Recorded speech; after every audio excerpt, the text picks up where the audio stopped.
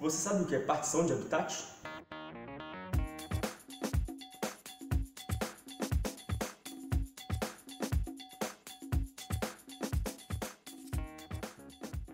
Você já deve ter reparado que nem todos os tipos de organismos conseguem habitar todos os tipos de ambientes. Por exemplo, existem espécies endêmicas que só ocorrem em locais muito específicos. Isso acontece porque apenas nesses locais específicos existem as condições que permitem o crescimento desses organismos. Alguns organismos conseguem viver em uma área, em outra área próxima, mas em uma área entre essas duas áreas ela não consegue. Por exemplo, existem determinados tipos de plantas que só conseguem viver em topos de morros.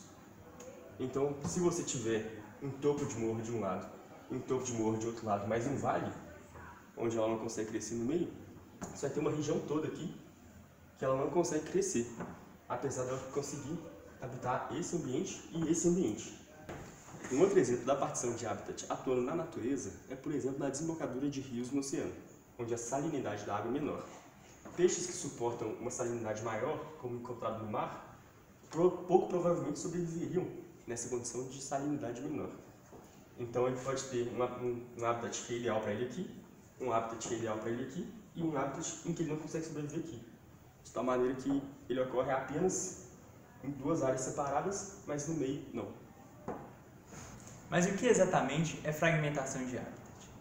Fragmentação de habitats é um fenômeno que vem se intensificando nos últimos anos graças às ações antrópicas e é caracterizado pela diminuição de um habitat específico, que pode ser dividido em duas ou mais áreas.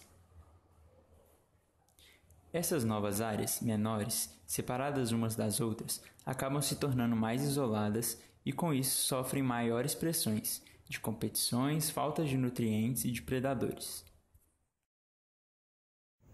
Então, pessoal, para exemplificar um pouco melhor a fragmentação de habitat, a gente criou um modelo aqui com 3 grupos de feijões divididos nesse vaso, onde foram colocadas 4 sementes em cada área. Em seguida, a gente deixou essas plantas crescerem, recebendo água normal.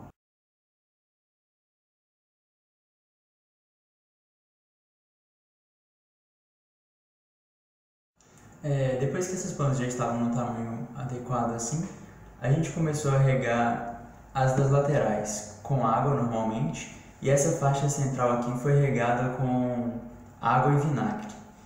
E aí esse água e vinagre é para exemplificar o que seria o efeito da chuva ácida numa plantação, por exemplo, ou numa floresta.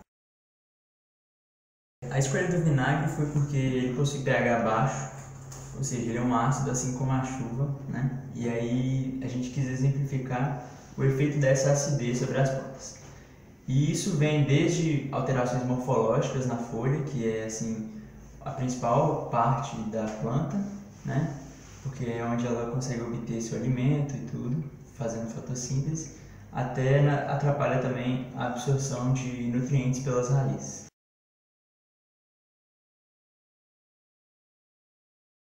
Tempo, né, sendo regado com vinagre e água, essas plantas da faixa central morreram e aqui nada mais conseguiu crescer e se desenvolver, e isso aí explicaria, assim, simula o que o efeito da chuva ácida poderia causar numa floresta.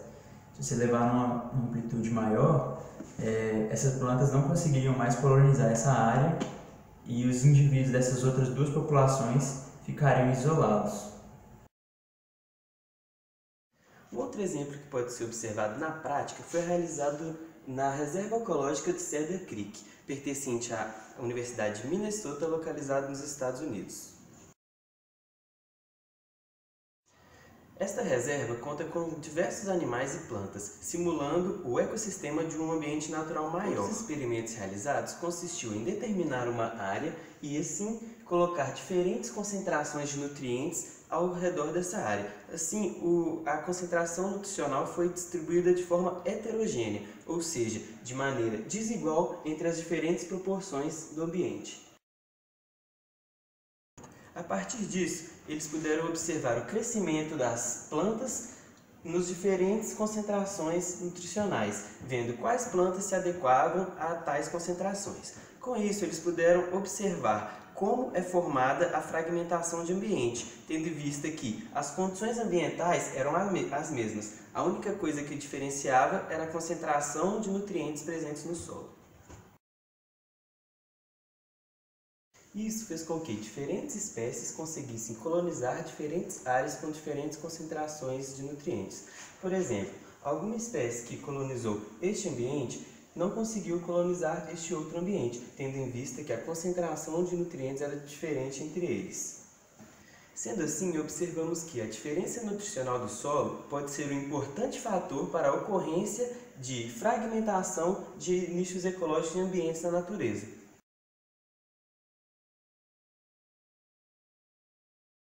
E qual que é a importância da gente estudar a fragmentação de hábitat? A primeira delas é a gente entender como são formadas as subpopulações e metapopulações. Mas o que é uma subpopulação e uma metapopulação? Uma metapopulação é um conjunto de populações que são isoladas geograficamente por qualquer tipo de barreira. Por exemplo, digamos que seja uma área de mata e outra área de mata, e vários pastos em volta. Então essas matas são isoladas umas das outras. Porém, essas subpopulações que estão vivendo nas matas ainda se comunicam através de migrações, ou então através de polinização e etc. Elas ainda têm um tipo de comunicação. Então elas não são completamente isoladas, apesar do isolamento geográfico. Outra importância de estudar a fragmentação dos hábitats é entender como funciona a dispersão de um fragmento para o outro. Por quê? Porque quanto maior a distância de um fragmento para o outro, menor vai ser a taxa de dispersão. Ou seja, menos indivíduos vão conseguir atravessar o ambiente que separa esses dois fragmentos e sobreviver e se dar bem no fragmento que eles vão chegar. Então, por exemplo, se você tem dois fragmentos próximos, a taxa de dispersão vai ser bem grande. Agora, à medida que a distância vai aumentando, a taxa de dispersão vai ficando cada vez menor até que ela se torna praticamente zero. E um outro motivo para a gente estudar o processo da fragmentação de hábitat é entender qual é a ação do ser humano nesse processo. Por exemplo, através do desmatamento, do envenenamento do ar, do solo e da água, de queimadas, de emissão de gases poluentes que tornam a chuva ácida, etc., a gente promove, sim, ativamente a fragmentação dos hábitats, o que é um risco para a biodiversidade do Brasil e do mundo.